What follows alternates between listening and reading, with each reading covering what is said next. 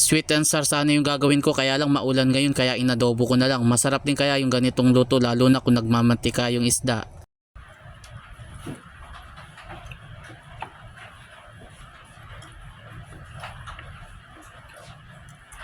Medyo maulan kanina kaya hindi na ako nakalabas. Bibili sana ako ng mga rekado na gagamitin ko sa pagluto. Balak ko sanang magluto ng sweet and sour na tilapia. May nabili kasi akong isda kagabi. Sakto lang kasi yung budget ko kaya hindi ako nakabiling ibang rekado. Tinamad na akong lumabas para makabili ako ng carrots. Buti na lang may luya akong nabili rin kagabi. Nilagyan ko ng tubig yung isda para matunaw yung yelo. Nagpapa-shoutout nga pala si Maria Lilibet Menosa ng Philippine Normal University, Maynila. Ganon din kay Chenny Yato ng Davao City. At sa pamilya Lumanog ng Barangay San Andres ng Dasmariñas, Cavite. Mula kay Vicky Lumanog. Nahiwa ko na yung sibuyas at bawang pati na rin yung luya, tinanggal ko lang yung balat. Medyo kulubot na kasi yung balat kaya hindi ko na isinama. Naghiwa na rin ako ng siling pansigang. Hiniwa ko na lahat yung sili, sayang naman kasi kung magtitira pa ako ng isa baka masira lang. Sa mga bagong followers at viewers, welcome po sa inyo. At kung pwede maglalambing na rin ako, paki-like and share para madami po yung makapanood. At kung bagong pasok ka pa lang sa aking page at hindi ka pa nakapollow sa akin, paki-follow na lang ako para updated ka sa mga susunod. Nilagay ko na yung mga rekado, inayos ko lang yung pagkakalagay para hindi dumikit yung isda sa kawali. Yung ibang nagluluto ng ganito, ang ginagawa nila, piniprito muna nila yung isda at saka nila i-adobo. Kung sakaling nandito ka pa rin sa bahagi ng aking video, paki-comment mo naman kung tagasan ka para malaman ko kung saan napapanood yung aking video. Ginawa ko palang 6 na piraso yung isda para hanggang mamayang gabi may ulam na kami at hindi na kami magluluto. Inayos ko lang yung pagkakalagay sa mga isda. Nilagyan ko na rin ng powder na paminta at saka ako naglagay ng suka, medyo dinamayan ko yung paglagay. Gusto ko kasi maasim yung pagka-adobo sa tilapia at saka nakakabawas din sa langsa ng isda. Nilagay ko na rin yung toyo tsaka ko na lang i-adjust kung sakaling kulang pa. Saktong tubig lang yung inilagay ko tsaka ko naman tinakpan para mapakuluan. Shoutout nga pala kay Lynn Catalan ng Cainta Rizal at kay Christina Oceana ng Pasig City. Kapag nag-reduce na yung sabaw, pwede kayong maglagay ng taba. Pero kung ayaw ninyo, pwede rin naman. Pero masarap kasi kapag nagmamantika yung pagka-adobo. Pinainin ko pa yan ng kaunti para mag-reduce pa lalo yung sabaw. At nang maluto na, tsaka ko naman isinalin sa lagayan. Paano mga lods? Kain muna tayo.